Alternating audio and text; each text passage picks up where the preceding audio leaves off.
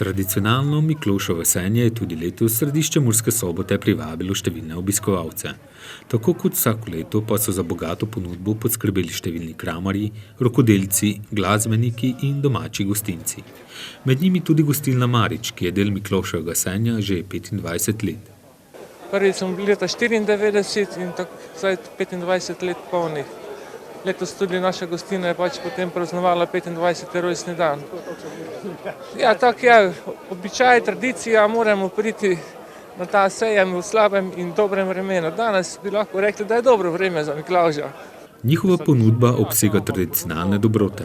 Se pravi, kuhana klobasa, potem mi vedno, zdaj že nekaj let, podajamo tudi možnost s fižolovim zeljem, ne manjka tudi posolanka, seveda kuhano vino, belo, rdeče. Od 6. decembra naprej pa v Murski Soboti v drevoredu Martina Lutra obratuje drsališče. Gostilna Marič bo tudi tam prisotna s svojo ponudbo. Sodelujemo tudi na drsališču, zdaj že drugo leto zapored, tako da ko se tu konča rajanje, se vsi skupaj selimo na drsališče, pa tam potem zaključimo to otvoritev v ta praznični december v Murski Soboti. Obiskovalcem bodo do 31. decembra ponujali vrsto kulinaričnih dobrot in sicer od ponedeljka do petka od 15. do 22. in ob vikendih med 10. in 22. uro.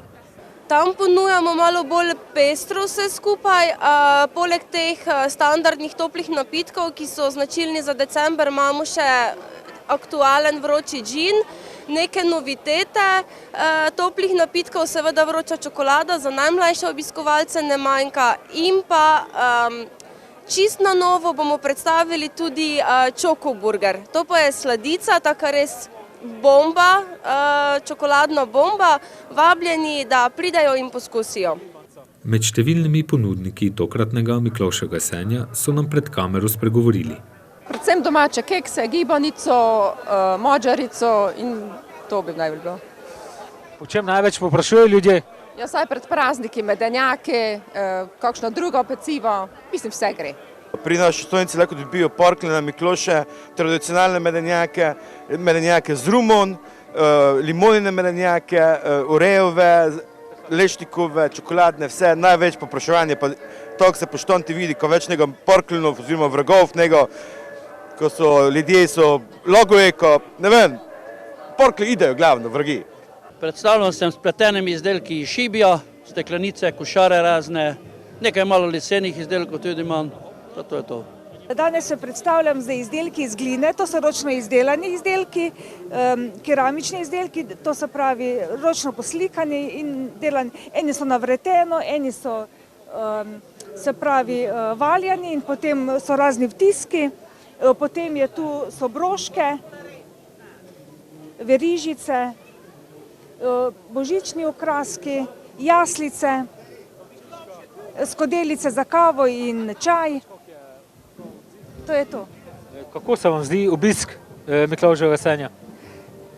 Tako bom rekla, zdaj eni pogledajo, zdaj tisti, ki cenijo domače izdelke, tisti si pogledajo, tudi kaj kupijo, večinoma jih pa ne zanima takšne stvari.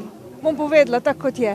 Ja, mi smo tu na sejmu s našo stojnico, glavni namen je ozaveščanja lastnikov živali, ljudi se ustavijo, fajn je, ko smo prisotni, ko je velika množica ljudi, da prihajajo. Hkrati je pa to tudi naš namen, da bi zbrali nekaj prispevkov za živali, ki rabijo pomoč.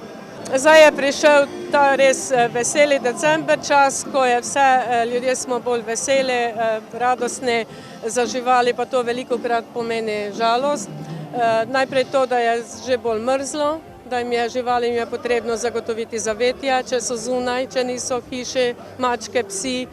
Potem pa bo prišel tisti čas, ko bo pa še bolj za živali, da bodo trpele, to je čas pokanja, petarde pa to. Upajmo, da bo tega vedno manj. Lastnike živali psov bi rada opozorila, da naj poskrbijo v tistem času za svoje pse, da jih naj imajo notri pri sebi.